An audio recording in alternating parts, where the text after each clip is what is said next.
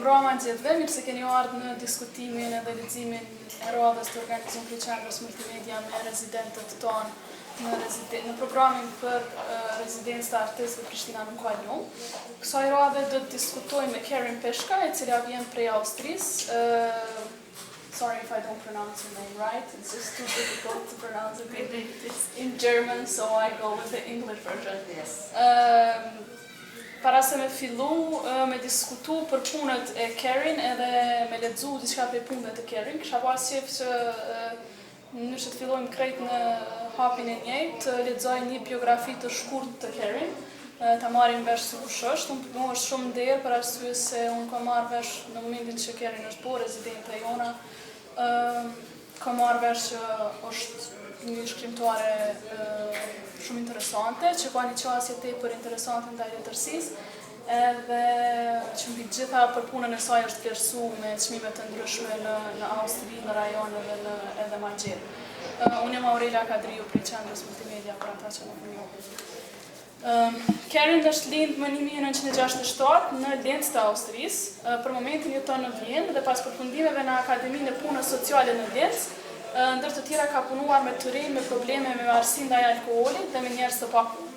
Por gjithashtu edhe në projekte në organizata të ndryshme, se dhe ka shkruajtur për kolumna të ndryshme. Romani i saj i parë, Watschenmann, Watschenmann, është votuar më 2014 dhe ka marrë çmime të ndryshme të letërsisë në Austri. Ndërkohë që për romanin e saj të dytë, qyteti i Vienës e ka shpërblyr me bursën Elias Canetti, e cila i ndohet artistëve vienezë. Libri i saj i fundit, Autorlys Vien, një përmbledhje tregimeve të shkurtra, është botuar në vitin 2017. Një pjesë e këtij libri me titull Fëmia Viennese ka marrë çmimin e publikut në garën e përveçme letrare për çmimin Watschenmann, e cila organizohet në Klagenfurt. Përpara se të fillojmë të lexojmë pjesë prej punëve të Karin, që për mua kanë qenë shumë të rëndësishme, unë pas fatin që me tentu me i kthy në shqip një pjesë të poezive të Karin, ndërsa Adrian Qishi ka pas rastin e na ndihmu me përkthimin e punëve të saj nga gjuha gjermane në gjuhën shqipe.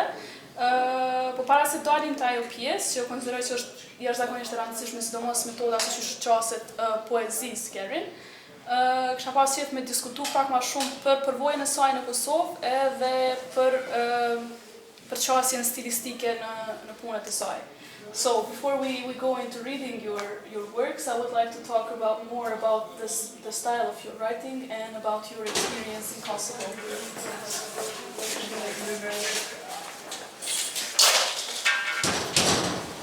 So first, I would like to ask you, how is it in Kosovo, like the random question, and why did you decide to become part of the residency program? Why did you see it fit for you to take this step at this point of your career as a writer? Mm-hmm. I mean, you are pretty well established as a writer, but still you decided to take some time away in a different place, in a different culture, and focus on writing here. And what are you writing while you're here? Just generally. Okay, first, thank you for having me here.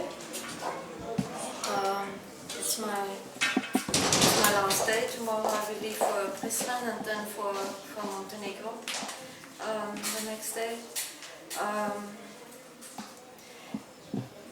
It's very hard to describe my experiences here in just 5 minutes. Mm-hmm. So I know that I will write longer essays on this experience because also I have 2 literature magazines in Austria which are interested, but I need a little more distance. Mm-hmm. So the only thing what I did is I made some short notes on my website, and even these short notes, every week one, there are 3 at the moment, and there will be the next, I guess, tomorrow night, I don't know. Mm-hmm. It's just a couple of pictures and a couple of paragraphs. Create interesting reaction from my friends. Mm-hmm. One guy, he's a little bit younger than me, he's in his 40s. He wrote me recently, that he read those texts and he said, you know, I realized concerning my image of Kosovo, I started in the 90s. So that's a reason to be here and to tell people, no, it's not like that. It has changed, and that's something I'm experiencing very often when I'm going to places like former Eastern Europe. I've been in Bucharest, for example, this year. I've even been in Poland, which is not Balkans, but you know, I've been in I've been in Slovenia last year, and a couple of years ago I've been in Belgrade for a month. So this is just a couple of years ago, because I saw in one of your texts, I saw this connection that you made between a Serb and a guy from Vienna, and it was very sudden, but we will discuss on that later, because it was very sudden, the connection. Yeah, we will discuss that. It's for me, it's more interesting to go in countries like Kosovo, or I don't know, like if you would ask me if I choose to live a month in Switzerland or live a month here, I would choose this place, because I think it's way more the realistic way people have to live in the world.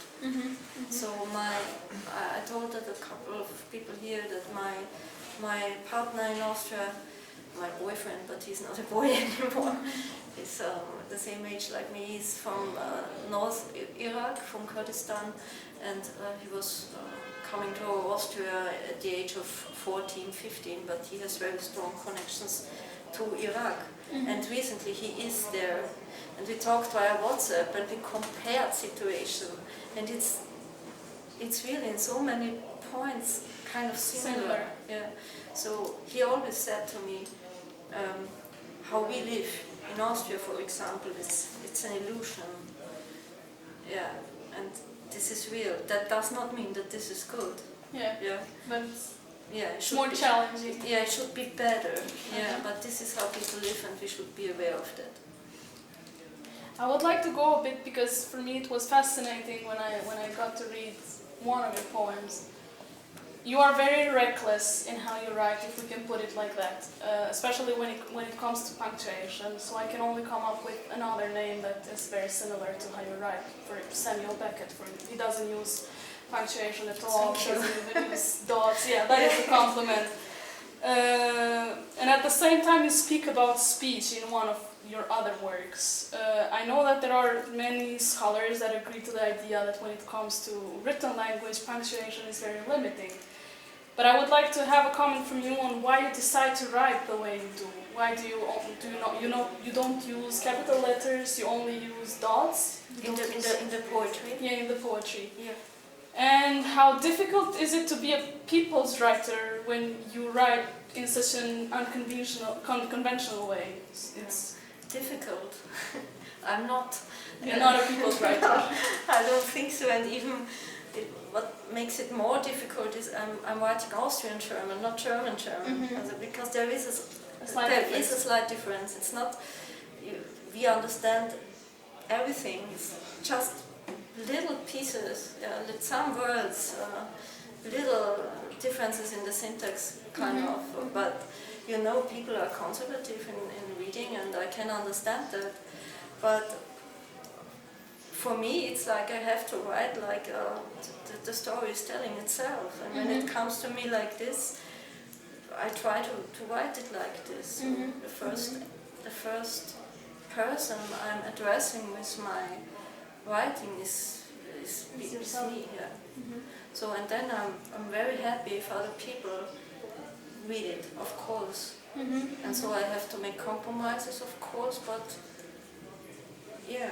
But do you remember a moment in your career when you were like, this is how I'm going to write? I'm not going to use any other punctuation, I'm just going to use dots, and I'm not going to use capital letters. No, because you know my prose, my prose and my poetry is different. In the poetry, I'm much more nervous when it comes to read it out loud than in my prose, because it's really more coming from the inside. And this prose today we will have for the reading is a kind of a project together with a painter and a composer. Yeah. So we are three guys having one topic, and we are doing that for years now, and it's always the same. We are together in a room, and then we are thinking about we have to make something new, and then someone says something, like suggests something, like would this be an idea, and then we are drifting away, and then we find together, and this is how this work is written. So it's a part of something, and it has to stand alone for itself, like the paintings, like the composing.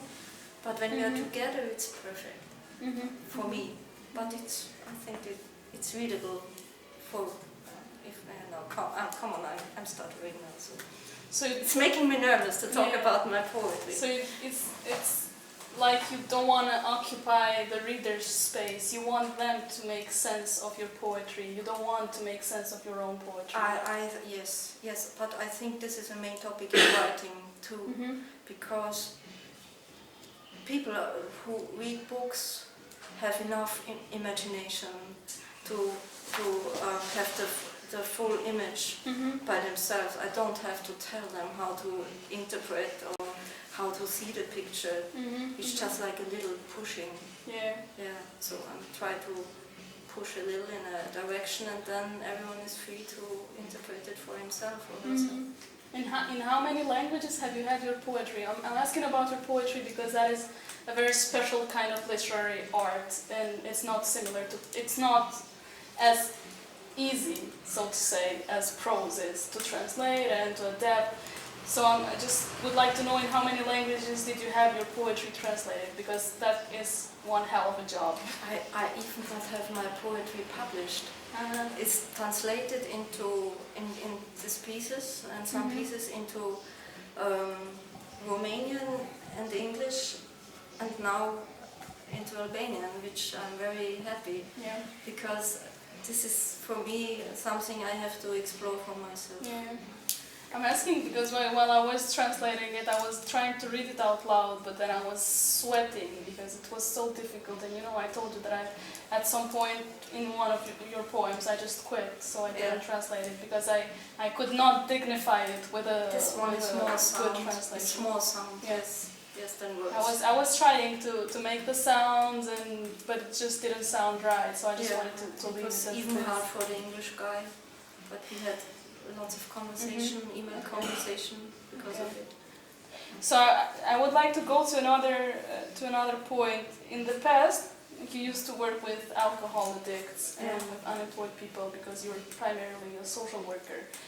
How did that affect your literary work? Not only that, but in general, your experience from the past, your life experience, how did it affect, and how did your literary work evolve during your life phases? I wanted to be a writer from the age of 10, but then of course I also wanted to be a rocket scientist and everything else. But I read a lot, and this was kind of very near to me. And after that I wanted to go to Vienna and study everything and trying to be a writer somehow. But my life was not that easy. I was raised in a restaurant as a restaurant keeper, innkeeper I think is the word in English. I had to work there with my sister and my brother. So I was used to listening to people from an early age on, because my grandparents also have been there. And my grandfather was sitting with our guests and playing cards and talking about the war, for example. So I heard those stories at a very early age. And then I was kind of trying to go to Vienna, but I was not able. I was raised in Upper Austria because I had no money, and I got pregnant. So because I have a son who is 30 years old now, so I started quite early. So many things happened who kept me in other places than I wanted to go. So I decided to go to the nearest university in Linz, study something, and this was social work. This is why I'm a social worker. And this was good because the next step was to hear many stories in talking with people like alcohol addicts. So this all influenced my personality a lot. And I just wrote small texts by this style because I had no time. I had a little child and I had a job and I had no money and bad relationship, everything. So I kind of collected images, thoughts, words, pictures, everything. And then when my son was older, when we've been in Vienna and I worked for Austrian Broadcasting Company, I started to write more intense.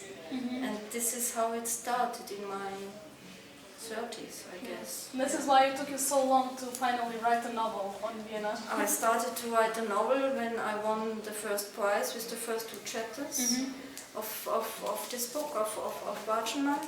I had nothing more than the 2 chapters because we've been a group of people in Vienna having a small literature club, and we all said we will try to come to this award, and I managed and I won it, and then a publishing house wrote me they want to read the whole book. I said I have only 2 chapters. I don't have a whole book. I don't have it, but they said okay, then write it, and this was the start, I guess.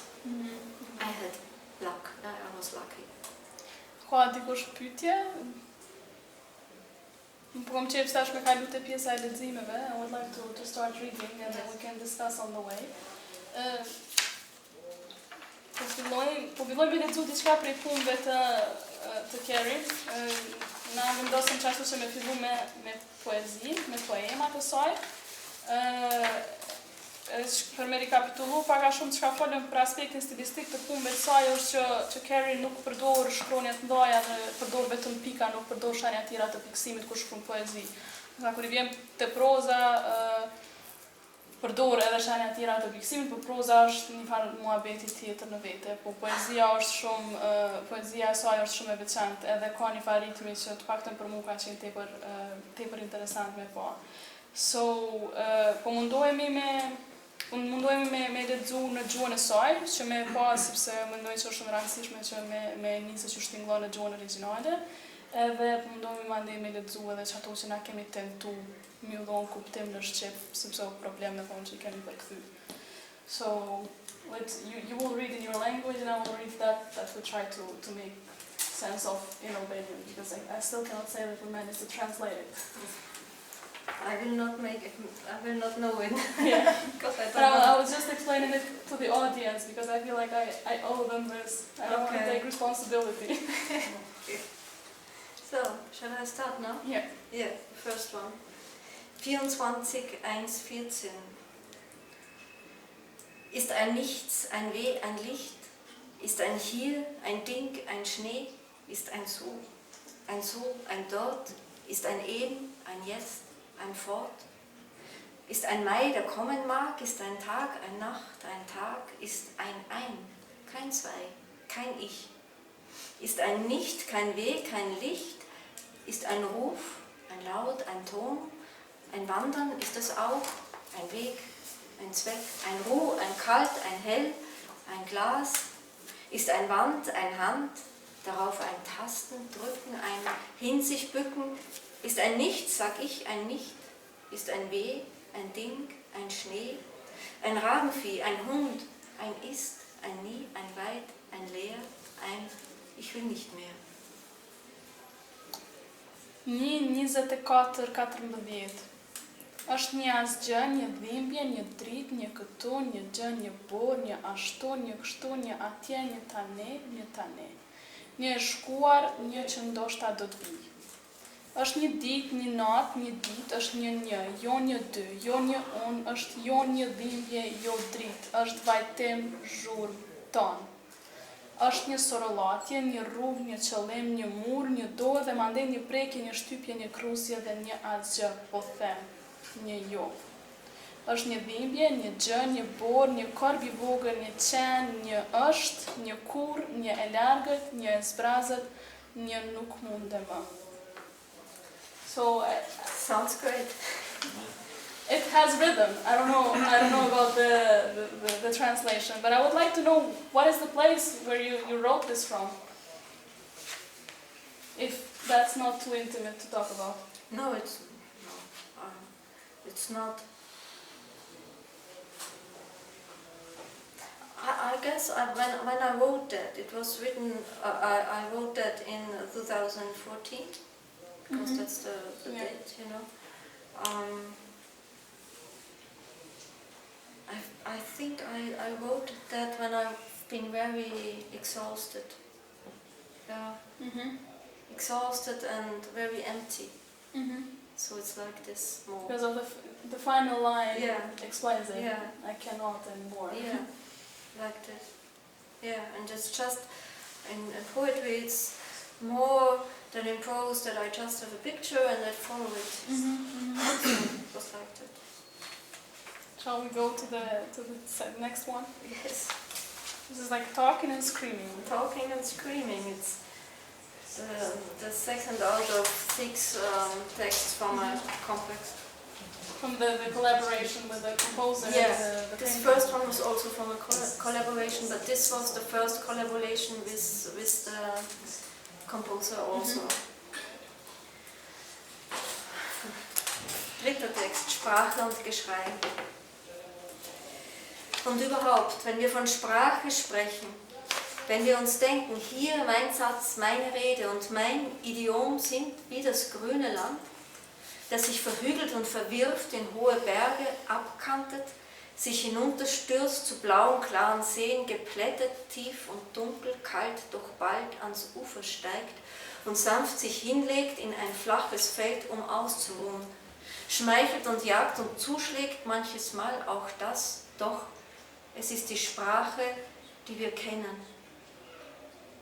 Und kommt dann jene, die sich sandet und verdünnt, die Euphrat, Tigris, Babylon sich spricht und windet zweistromlandig, die regenwaldig zwischen der Blätter ewig feuchtem Hitzeschild und Lichtgedampfe aufsteigt, verdunstet, fällt und knackt und knattert, sobald sie auf die Wüste trifft, die hinter anderen Mündern anderes will und Kehle, Zunge, Gaumen, Segel übers Meer und Knopf und Ch und Gr und ach, so fremd, so fremd. Wenn wir von Sprache sprechen, sprechen wir, kauen Silben, grunzen Laute, blasen unsere Wangen auf, formen mit Lippen Worte und Sätze und manchmal auch Sinn, doch haben nicht, so sehr wir uns bemühen, den Zugang in jedes Gehör und jedes Gewissen.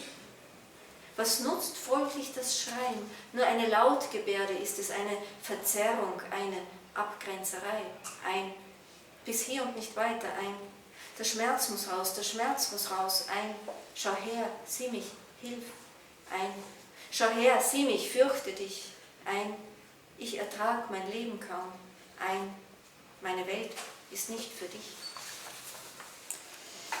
Duke folur dhe bërtitur.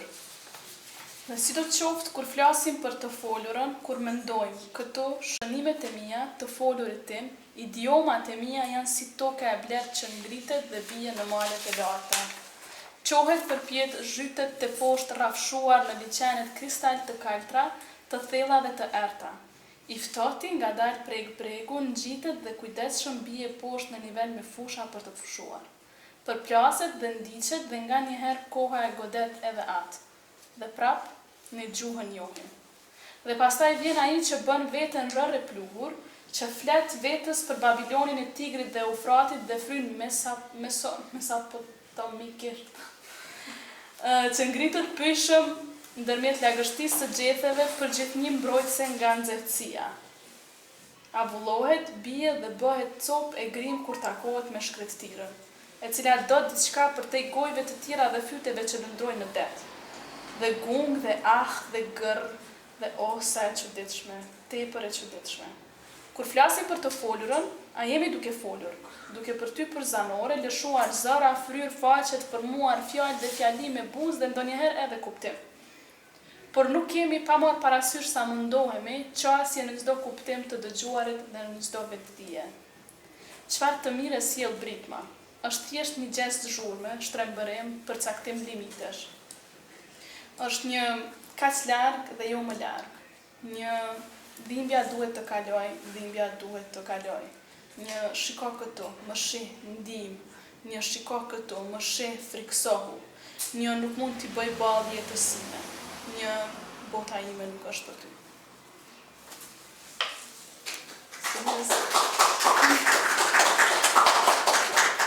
So this is the part where you go into talking about the speech, and Yes. you explain yourself, which cannot make sense of the speech because you have no access to every consciousness, you have no access to how everyone is going to receive what you're going to say. Yeah, this was one perspective, and the other one was that I worked with refugees at this time also, and also the painting of Michael Hedwig, to which I wrote the texts here.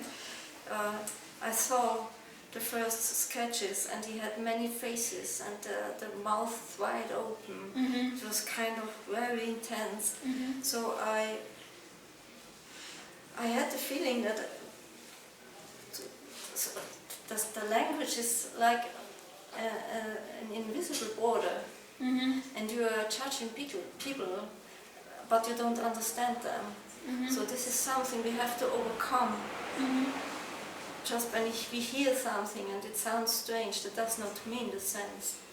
Like I told a story that I worked with two girls from the Balkans once in an office, and I had the sense that they were fighting, and I told them, why are you fighting in German? Because they talked in their language.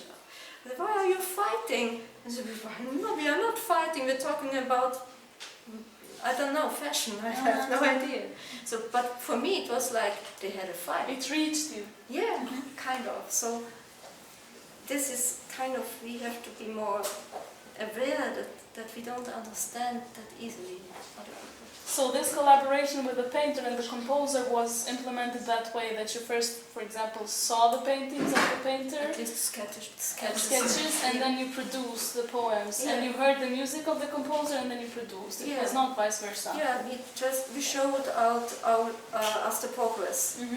Everyone made some progress, everyone had some sketches and some ideas, and so we kind of collaborating and working. Okay. So the third text is Heaven. Yeah. Does this also have something to do with the time when you were working with refugees? Because this is like begging the God that does not exist. Yes, of course it is. Like, I'm kind of not very religious, but I was raised religious. I was raised Roman Catholic. And this is a topic very often comes also in my prose. I very often have words like from Catholic religion, stuff like that, from the writers. I don't know this. I don't know how to tell it in English. Shall we read it once by once? This one? We can go. You can read full, and then I'll read. Okay. Because of the rhythm. Because of the rhythm. Okay. It's all about the rhythm. Fünfter Text. Fürbitten gerichtet an den leeren Himmel. Lieber Gott, den es nicht gibt, beschütze vor dem einsamen Tod, stell uns zur Seite den, der die Hand hält, die Stirn küsst, der streichelt unsere Wange und nimmt uns in den Arm. Lieber Gott, den es nicht gibt, schleif den Dämonen die Zähne, schneid ab ihre Klauen und versiegle ihr Gift, reiß aus ihre Flügel und Zungen, damit sie nicht mehr flüstern durchs Ohr hinein ins kleine Herz. Lieber Gott, den es nicht gibt, gib her die Kraft, Mieten zu zahlen, Schulden zu begleichen und nicht zu verzweifeln, ob der Zinsenhöhe und der Gier, die unermesslich ist, wie Manna auch vom Himmel fällt und jeden erschlägt, der sich nicht fügt in ihr System. Lieber Gott, den es nicht gibt, lass die Menschen vergessen, was es braucht, um Häuser anzuzünden, lass verkümmern ihre Seelenpein, ihr Hassgehirn, ihr furchtsames Ich. Nimm ihnen den Hohn und die Hast und jede Lust am Lustgewinn auf Kosten armer Schweine. Lieber Gott, den es nicht gibt, du machst mir Angst. Mit deinem Lamm hinweg die Sünden der Welt, eingehen unter mein Dach, gesund machen die Seele, sprichst nur ein Wort. Du sprichst kein Wort, es fehlt das Dach und deine Sünden sind keine Welt.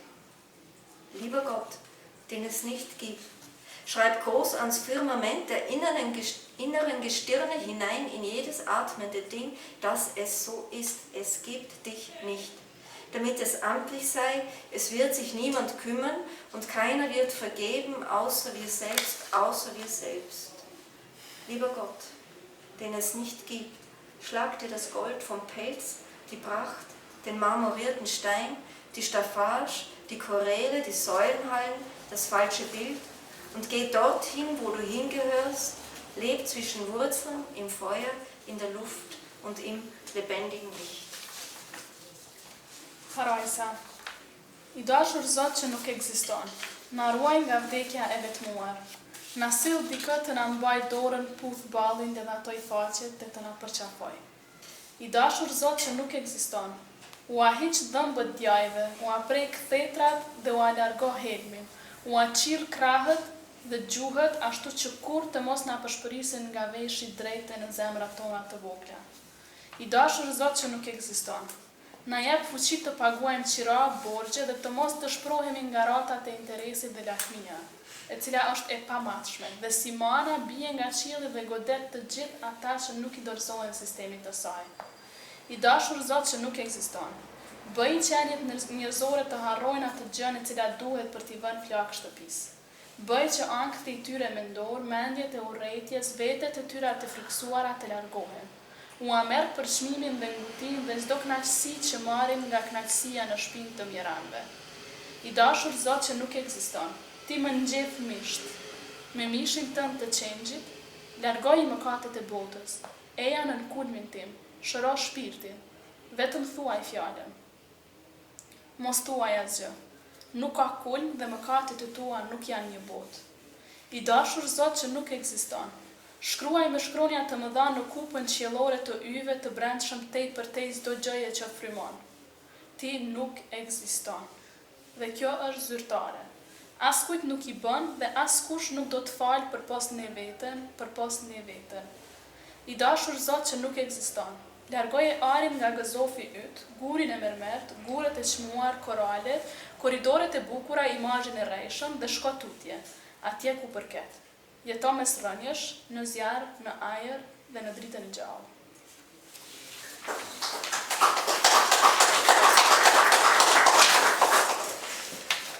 Okay, so I messed it up. So before we go into reading your prose, I would like for you to explain your first book, because I think that's what we're going to read first, a prose from your first book, an insert from your first book. When did you write the first book? What is it all about? And how did it make its way? This was the one which I talked about, that I won this award and had only 2 chapters. The idea of this book is that after a war, still something will stay inside. Mm-hmm. Yeah, like the story plays in 1954 in Vienna after World War II, 9 years after that time. And when I was a girl, I listening to all the stories of the old guys in our restaurant, I was also always wondering how they could sit here and have experienced such a cool thing like a war. You know? Uh-huh. Yeah, you're laughing because I had not. I was born in 1967. No, it's just an interesting way to put it. It's such a cool thing like a war. Cool, not cool. Ah, cool. okay, cruel. Not cool. Okay. No. So, okay, we're on the same page. Cool. Yeah, cool. Not cool. No, I'm not.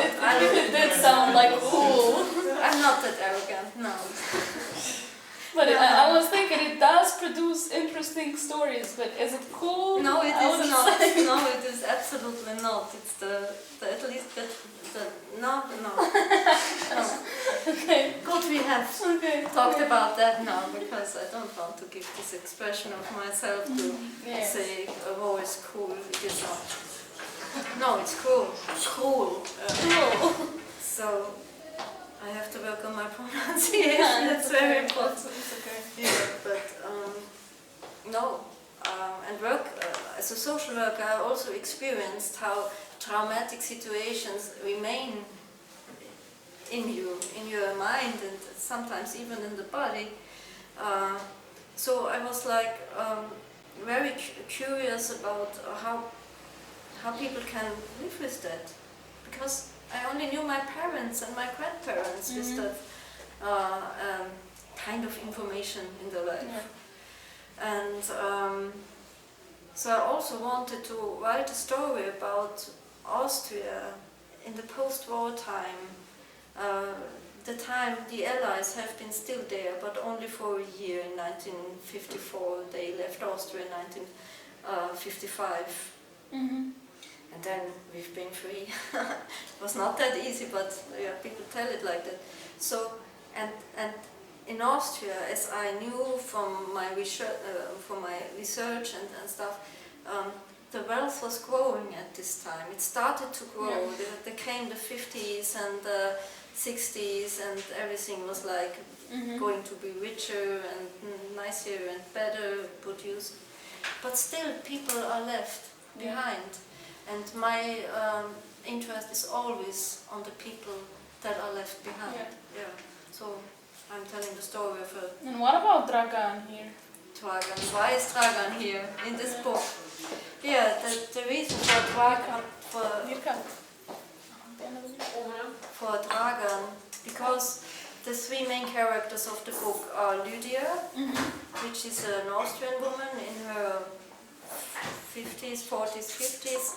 Dragan, who is a Serbian guy, also the same age approximately, and Heinrich, which is the Watschenmann, the youngest guy coming to live with them. And the reason why Dragan is in my book is because I wanted to tell the story I wanted to write it longer. It's 300 pages. And in my mind it's been like 600 pages, because I wanted Dragan to go to my hometown in Upper Austria in the story, where is a cemetery for soldiers from for prisoners, for war prisoners from the First World War. And there is an absurd number of people lying there. It's like 5,000 Serbs, Albanians, and all of them, mostly Serbs. Yeah. So nobody's talking about that he had a big prisoner camp in my small hometown. Nobody. Just for a couple of years I got to know this. I only knew this cemetery. So it's real? It's real. It's a real place. And I wanted to tell the story because it's a part of our history, but we never learned about that at school. So I have a son, and this 5th book I will write after the one I'm writing now will be the story of this Dragan coming to my hometown. And so I had him in this book, but my publisher said for the first novel no more than 300 pages. So he was right. Yeah, it was good like that. So this is the reason why Dragan is in the book. Okay. Yeah. Shall we go into reading? Yes, maybe this would be the easiest way to explain this book. So now we are doing it like paragraph. Yeah, paragraph. Okay. Einschub, vorher jetzt. 1953 im Sommer ist Heinrich aufgetaucht. Man sagt, er stammt aus der Provinz. Rund um Wien ist aber viel Provinz. Die ist in den Nachkriegsjahren in die Hauptstadt eingesickert mit Vehemenz. Gestrandete, die weder vor noch zurück konnten und geblieben sind. Hungergestalten aus den Lagern, Kriegsgefangene und Soldaten, denen der Friede die Arbeit genommen hat. Alliierte, einfache Burschen bis hohes Militär, die wichtig die Stadt besetzten und Anspruch erheben auf Aufmerksamkeit. Der Rest, dem der Krieg das Leben zerbombt hat. 1953, verës u shfaq Heinrichu. Thonë që ai vinte nga provinca. Mirë po përreth Vienës ka shumë provincë. Kjo e fundit është integruar me vronë në kryeqytet në vitet e pas luftës. Të ngecurit, ata që nuk mundën të shkojnë as para as pas që mbetën, figura të uris nga kampet, të burgosur lufte dhe ushtar të cilëve paqja u amori punën. Aleat, djem të thjesht deri te kushtarët e lartë, të cilët rëndësishëm zaptonin qytetin dhe kërkonin vëmendje. të tjerët të cilëve lufta u ka shpartalluar jetët me bombardim. Vom Alter her könnte Heinrich vom Spielgrund gekommen sein, aus der Psychiatrie. Ein junger Bursch, gerade Anfang 20, blass und knochig, redet fast nichts und die Schultern viel zu schmal für seine Lenk. Das sagt Lydia. Und dass er nicht ganz dicht sei und etwas Lauerndes habe, aber der soll ja nur dumm kommen, der Heinrich. Er kommt ja nicht dumm. Er ist froh, ein Dach über dem Kopf zu haben, auch wenn es schadhaft ist. Ein Dach kann man flicken, so wie man alles flickt, was Schaden genommen hat. Mit Dragan ist er auf den Schuppen gestiegen. Sie haben die kaputten Schindeln leidlich ersetzt durch alte Bretter, Kisten und eine Autotür, auf die es blechern klopft bei Regen. Gjykuar nga mosha, Heinrichu mund të kishte ardhur nga Spiegelgrundi, nga psikiatria. Një djalosh I ri në fillim të 20-tave. I zbet dhe thatanik, s'flet gati asgjë me supe shumë të ngushta për gjatësinë e tij. Këtë e thot Lidia. Dhe që nuk është bash tamam edhe që ka diçka që e bren, mirë po që asaj duket thjesht budalla Heinrichu. Ai nuk I duket budalla. Ai është I lumtur që ka një kulm mbi kokë, ndonse ka qenë I dëmtuar. Ndonse ka qenë I dëmtuar, një kulm edhe mund të arnohet. Ashtu si mund të arnohet gjithçka e dëmtuar. Ai hipi me draganin mbi shtëpisë dhe me pasion zëvendësuan tjegullat e dëmtuara me drasa të vjetra, kuti dhe një derë automobili që bën tinguj metalik kur bie shi. Dann liegt Heinrich wach, mitten in Wien, in einem Bezirk, wo zwischen den großen Häusern niedrige stehen und die Straßen frisch gepflastert sind, wo man sie duldet, die drei, die hinter der Werkstatt leben, weil es wird geredet, ein Amerikaner hält seine Hand über Lydia. Zu dem geht sie, neidet man ihr den Schuppen. Oder ist es gar Angst vor dem Serben, mit dem sie ein wildes Verhältnis hat? Soll sein. Die Leute sind beschäftigt mit anderen Sachen. Ist sowieso alles noch immer beengt und begrenzt. Jedes Zimmer, jedes Kabinett war lange genug dreifach belegt. Man wohnte aufeinander und hatte keinen Platz. Zeit, dass die letzten Ruinen verschwinden. Mit Eifer wird aufgebaut, werden Lücken geschlossen. Und wo sich der Tod noch vor ein paar Jahren die Leichen zu einem fröhlichen Stoß gestapelt hat, wachsen Büsche zu erbauen. Dort sitzen die Bürger, füttern die Tauben mit Brot und freuen sich am Gurren und Picken und daran, dass ein wenig zum Verfüttern übrig bleibt. Më pas Heinrichu rrezgjuar. Në mes të Vienës, në një lagje ku mes shtëpive të larta ndodhen ato të oltat dhe rrugët janë freskët të shtruara. Ku I tolerojnë ata të tre të cilët jetojnë pas punëtorisë, sepse thuhet që një Amerikan e ka zgjatur dorën tek Lidia. Tek ai shkon e I kanë zili. Apo është madje edhe frika nga serbi me të cilin ka një raport të acaruar. Le të jetë, njerëzit janë të zënë me gjëra të tjera. Ashtu kështu të gjitha gjërat janë akoma të ngushtuara e të kufizuara. Të gjitha dhomat, të gjitha kabinetet ishin për shumë kohë të gjatë, tre fish të zëna. Jetonin njerëzit njëri mbi tjetrin dhe nuk kishte vend për të gjë. Koha ishte që të zhdukeshin ndërmallat e fundit. Me zell po ndërtohen, po mbushen zvrastit dhe në vendet ku vdekja ngrente dollime ku foma tani rritën shkuret e ndërtimit.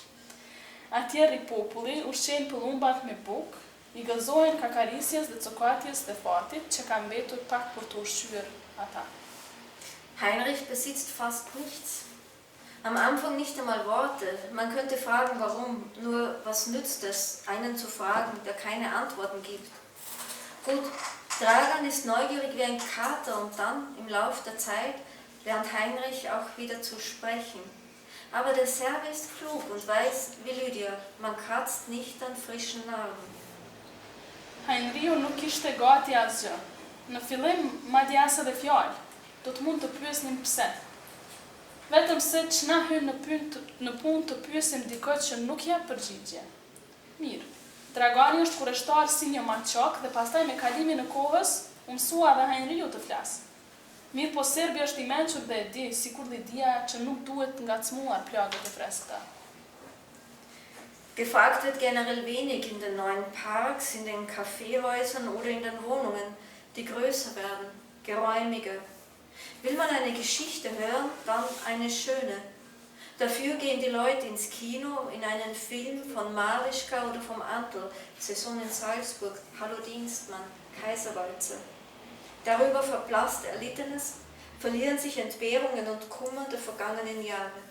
Und dass die Stadt besetzt ist und Österreich noch immer nicht frei, aber lang wird es nicht mehr dauern. Përgjithsisht pak flitet në parqet e reja në kafeterita apo në banesa, të cilat sa vijnë rriten me më shumë hapësirë. Po që se dëshiron të dëgjohet ndonjë histori, atëherë le të jetë të paktën e bukur.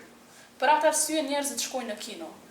Tek një film nga Marischka apo nga Antel, Sezon në Salzburg, ndërto zbehen të vuajturat, humben të humburat dhe pikëllimet e viteve të kaluara.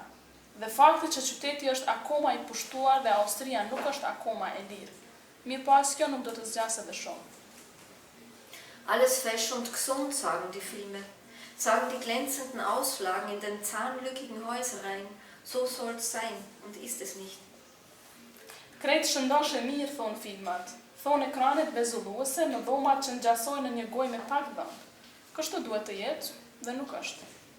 Heinrich hockt drinnen in sich so tief, dass er klarer sieht, seiner Verwirrtheit ganz zum Trotz. Für ihn hat der Krieg noch kein End gefunden, der tobt sich weiter aus. Und wenn sonst keiner kratzt an seinen Narben, Heinrich macht es selbst, bevor sie zuwachsen. Er glaubt den anderen den Frieden nicht, späht hinein in ihre Seelen, wo Gewitter leuchten, die man nicht hört. Heinriu rri brenda në vete aq thellë, sa që më qartë sheh hutinë e thellë të tij. Për të nuk ka parë fund lufta akoma. Ajo është akoma në zhvillim e sipër. Dhe po qëse dikush tjetër nuk do të ngacmonte plagët e tij, Heinriu do ta bënte vetë këtë, para se të mbylleshin. Ai nuk u beson të tjerëve paqen. Shikon brenda shpirtrave të tyre, ku shndërrisin stuhit të cilat nuk dëgjohen. This is very easily contextualized with Kosovo, when you begin with occupation of spaces by commanders, allies, and then you go on with construction, which is exactly what happens in Kosovo. Yeah. What happened in Kosovo after the war. Yeah. There is this idea that construction is a sign of Renaissance somehow. People trying reviving.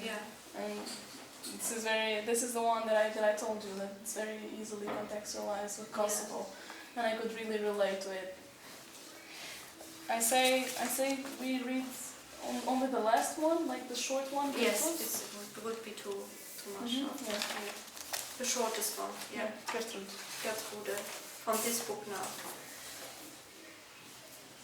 This is the newest book, right? That's the newest book. It's a collection of short stories, and all take place in a destroyed Vienna. It's completely destroyed, but I don't mention why. And each and every one of them starts with Vienna. Yeah. And then you go on. Yes.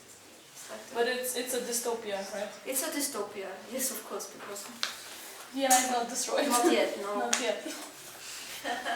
How far I know, it's still. Gertrude. Wien, nicht herzeigbar. Call me Gertrud, sagte Gertrude. Die Stimme zu behalten war wichtig in ihrem Geschäft.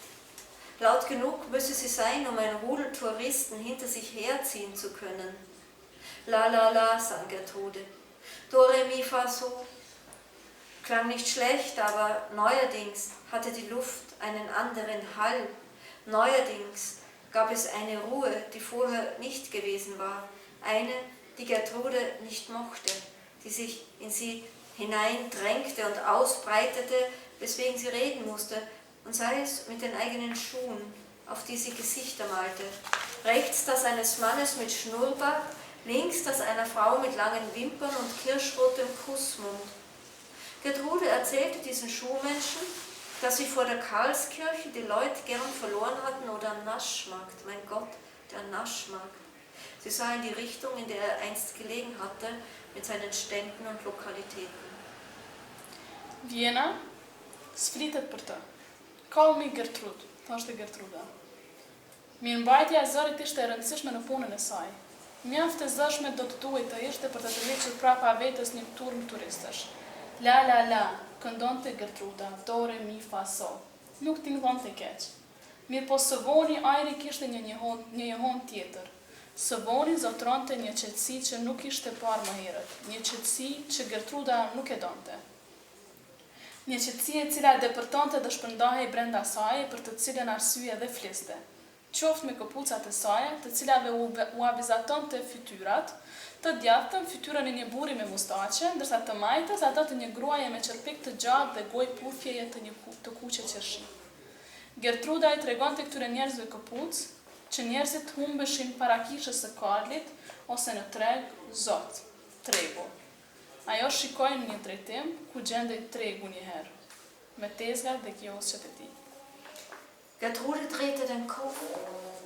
Hinter ihr verstaubtes Gold, der Rest von weißem Mauerwerk, vor ihr Hügel aus Holz und Metall, sich ineinander stapelnde, verkeilte, dünnbeinige Alustühle. Darunter lag der Markt begraben, verrotterten Gemüse und Menschen, feierten Ratten fröhliche Urständ und es gab keinen, den man belehren konnte, dass mit Urständ Auferstehung gemeint war. Die ganze Welt, Herr Jesus Christ, in deiner Urständ fröhlich ist, flüsterte Gertrude und wusste nicht wohin. Gertrude kthente kokën, pas floririt të pluhurosur pjesa e mbetur e muratorisë së bardhë. Para saj, kodër nga druri e metali, karinga nga aluminit të paluara në njëra tjetrën të kapura me blomba. Nën to gjendej tregu i varrosur me perime dhe njerëz të kalpur, ku brejtësit festonin gëzueshëm urshtën. Dhe nuk ishte njeri të cilin do të mund ta mësoje se me ushtan mendoi në kryengritje. E gjithë bota Jezu Krisht e gëzuar është në urshtandin tënë. Përshpërinte Gertruda dhe nuk e dinte se ka të shkojë. So this one is really I don't understand it. Yeah. So I need a comment from you. Okay. Before we end from our side. Yeah. This story. Every story of this book is in this destroyed city, and in every short stories, I have another character, and looking how she's trying to survive. Yeah, and this Gertrude was like a tourist guide. Yeah, and she was still hoping in this destroyed dystopia.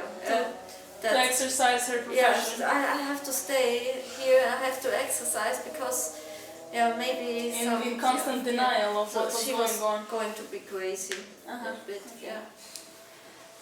Thank you from my side, but nëse ka dikush pyetje, koment, apo nëse kishit dashur mi lexu në detaje pjesët e përkthime në shqip, më jau shkruajt emailin edhe më jau dërgu ose më jau marr emailat dhe më jau dërgu më vonë.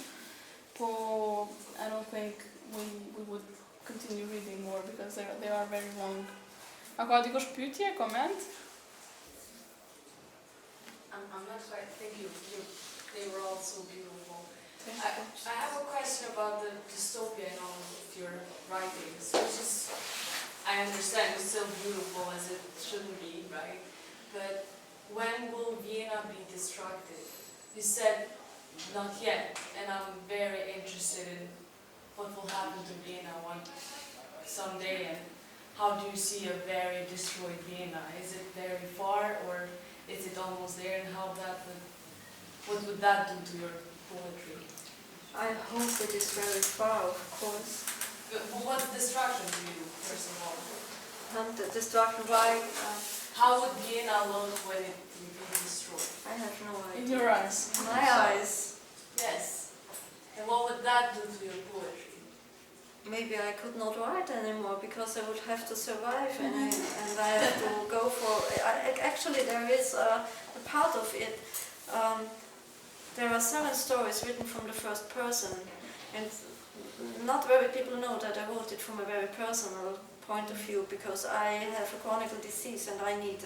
It's not very, it's not very severe, but still I have to take medicine. If I don't take medicine, my liver will be like eating up herself. I don't know. I don't know the words in English, but I have to take this medicine. When I take the medicine, everything is fine. If I don't take it, it will be a couple of months, will be okay maybe, and then it will start like I had it when I was young. And this will be not a very good perspective. So I will tell stories about me, and there is no place for writing. No place for sitting and writing, because you have to survive. So this is what I think I would do. I would try to find my family, I would try to find food, I would try to make a safe space. I would try to keep the dogs out of my space if they are going to be wild. You know, it's all about surviving. But I hope, let's knock on wood, that this will not happen. I was just thinking that your idea of like demolished Vienna is more of a metaphysical rather than a physical destruction, you know. That's why I asked this question. It's a way to More of it at a very abstract level. Yeah, no, but I saw it very. It is in fact interpreted like that from many people, and I'm fine with that. But what I had in mind when I started to write this book was a couple of conversations I had with my partner, who said that when you are living like we live, sometimes, yeah, he can be harsh. He's a nice guy, but he can be kind of harsh. He said, you Austrians, he's Austrian too, with his passport, you know, but in his heart he still is Kurdish, and so he will be forever, of course. He said, you Austrians, you would not know how to survive if something really bad will happen, you know. And so this was kind of a first glimpse of an idea to have a look at that situation. Yeah. No one knows how to survive without having to survive, so you're good. Yeah. Let's see. No, I don't want to. You don't want to learn. No, I don't want to learn. But Yeah. writing the book was kind of fun too, because all my friends, they knew that I'm going to destroy Vienna, and they kind of gave me, hey, you have to destroy this part and this part. Ti përshtyet të pyetje, koment? I would just like to thank you. It was a pleasure. Yeah, thank you for having me. Faleminderit gjithëve që keni marrë pjesë. Faleminderit. That's great.